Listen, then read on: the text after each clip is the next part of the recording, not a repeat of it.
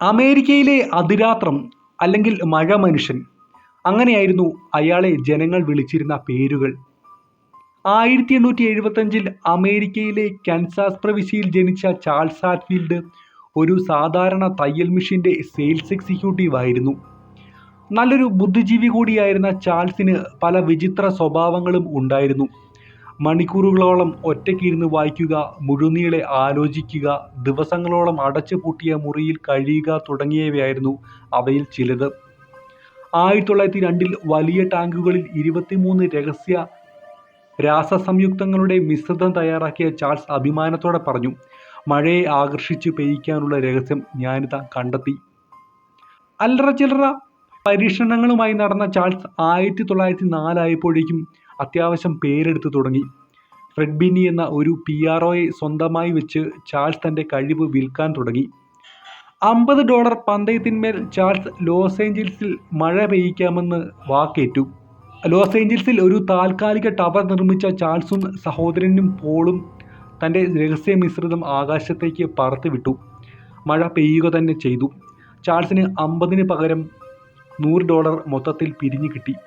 ആ മഴ എന്തായാലും പെയ്യാനിരുന്നതാണെന്ന് കാലാവസ്ഥാ വിദഗ്ധർ അഭിപ്രായപ്പെട്ടുവെങ്കിലും അതൊന്നും ചാൾസിൻ്റെ പ്രശസ്തിയെ ഏശിയില്ല. 1915 സാന്റിയാഗോ പട്ടണം കൊടും വരൾച്ചയുടെ പിടിയിലമർന്നു. ജനങ്ങളുടെ പ്രതിഷേധത്തിൽ നട്ടം തിരിഞ്ഞ സാന്റിയാഗോ സിറ്റി കൗൺസിൽ ചാൾസിൻ്റെ സേവനം അഭ്യർത്ഥിച്ചു. മഴ പെയ്യിക്കണം എന്നും മറേന ഡാമിലെ ജലനിരപ്പ് ഉയർത്തണമെന്നുമായിരുന്നു അവരുടെ ആവശ്യങ്ങൾ. അതിനായി അവർ ചാൾസിന് വൻ തുകയും ഓഫർ ചെയ്തു. ചാൾസ് സംഭവം ഏറ്റെടുത്തു. ജനങ്ങൾക്കു വേണ്ടി മഴ താൻ സൗജന്യമായി പെയ്യിക്കാമെന്നും ജലനിരപ്പ് ഉയർത്തുന്നത് 1 ഇഞ്ചിന് $1000 വെച്ച് തന്നാൽ മതിയെന്നും ചാൾസ് സമ്മതിച്ചു. വരൾച്ചക്കെടുതിയിൽ അല്ലെങ്കിലേ ഇതിൻ്റെ 10 ഇരട്ടി ചിലവഴിച്ചു മടുത്ത ഗവൺമെൻറ്റിന് ഒന്നും ആലോചിക്കാൻ ഇല്ലായിരുന്നു. അങ്ങനെ എഴുതപ്പെടാത്ത വാക്കാലുള്ള ഉടമ്പടിയിൽ ചാൾസ് പണി തുടങ്ങി. 40-50 ഇഞ്ച് മഴയായിരുന്നു ചാൾസ് വാഗ്ദാനം ചെയ്തത്. അതിന് മാത്രം ചാർജ് ചെയ്യുമെന്ന് അദ്ദേഹം പറഞ്ഞു. അതായത് 40 വരെയും സൗജന്യം, 50 കഴിഞ്ഞാലും സൗജന്യം. കരാറിലൊന്നും ഒപ്പിടാതെ വാക്കാൽ മാത്രം ഉടമ്പടി. ചാൾസും തൻ്റെ മറ്റൊരു സഹോദരൻ ജോയലും കൂടി ലേക്ക് മെറേനയ്ക്ക് അടുത്തായി വലിയൊരു ടവർ പണിതു. ജനുവരി 5 ചാൾസ് തൻ്റെ പരീക്ഷണം തുടങ്ങി. 5 ദിവസം ആകാംക്ഷയോടെ നോക്കി നിൽക്കുന്ന ജനങ്ങൾ. കാർമേഘങ്ങൾ ഉരുണ്ടുകൂടി.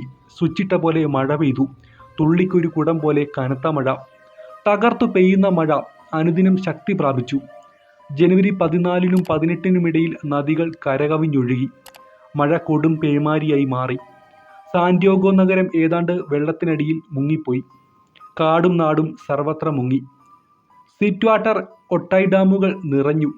ജനുവരി 20 മഴ നിന്നു. 22 വീണ്ടും പേമാരി തുടങ്ങി. 27 ലോവർ ഒട്ടായ് ഡാം തകർന്നു പോയി. ജലം പ്രളയത്തെ പോലെ ആർത്തിരമ്പി കുതിച്ചു.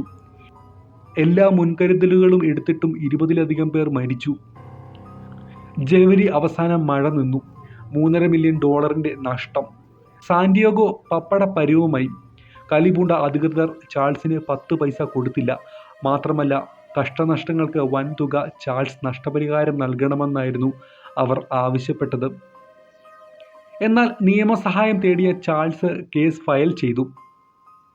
താൻ പറഞ്ഞ അളവ് പെയ്യുമെന്ന വാക്ക് പാലിക്കപ്പെട്ടുവെന്നും പ്രതീക്ഷിച്ചിരുന്ന പേമാരിയിൽ വേണ്ട മുൻകരുതലുകൾ എടുക്കാത്ത ഗവൺമെൻറ് അലംഭാവം കൊണ്ടുണ്ടായ നാശനഷ്ടങ്ങൾക്ക് താൻ ഉത്തരവാദിയല്ലെന്നും ചാൾസ് വാദിച്ചു.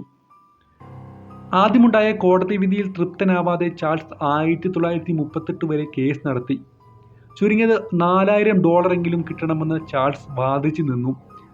1938 മഴ ദൈവനിശ്ചയമാണെന്നും ചാൾസിന് അതിൽ യാതൊരു പങ്കില്ലെന്നും അതിനാൽ ചാൾസിന് പണം കൊടുക്കേണ്ട, ചാൾസ് ഗവൺമെൻറ്റിനും നഷ്ടപരിഹാരവും കൊടുക്കേണ്ട എന്ന് കോടതി വിധിച്ചു.